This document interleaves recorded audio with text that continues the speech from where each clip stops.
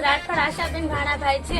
હું માણેકપુરની રહેવાસી છું અને માધ્યમિક શાળામાં અભ્યાસ 9મા ધોરણમાં અભ્યાસ કરું છું। પહેલા મને માણેકપુરથી સિંબર આવવામાં ખૂબ અગવડ પડતી હતી, તેથી મારો અભ્યાસ બગડતો હતો।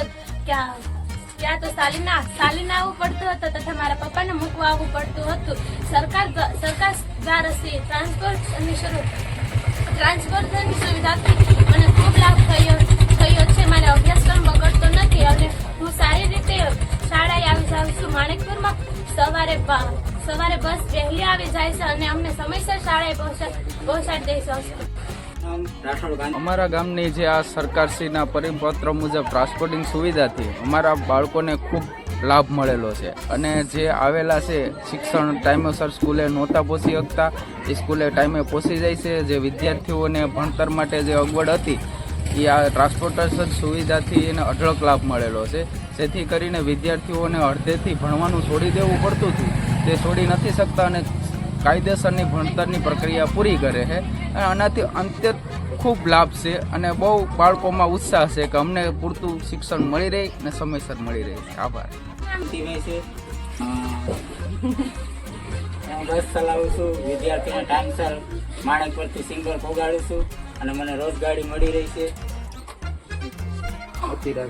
અતિ રાજી છું।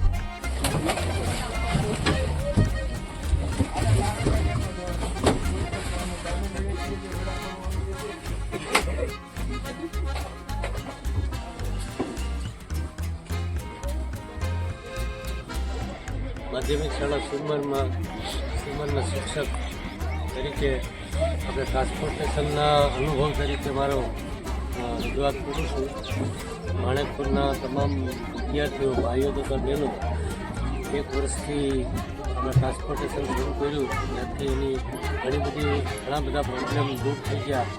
શાળામાં પહેલાં આવતા બહુ હેરાન થતા, ટાઈમસર આવી જાય છે, મુશ્કેલીઓ પડતી નથી અને રસ્તામાં જેમ કરીને પ્રાણીઓ છે એની સમસ્યા પણ દૂર થઈ ગઈ અને અમારા શાળાના સમયે દરેક વિદ્યાર્થી હાજર થઈ જાય છે, એ અમને ખૂબ આનંદની વાત છે।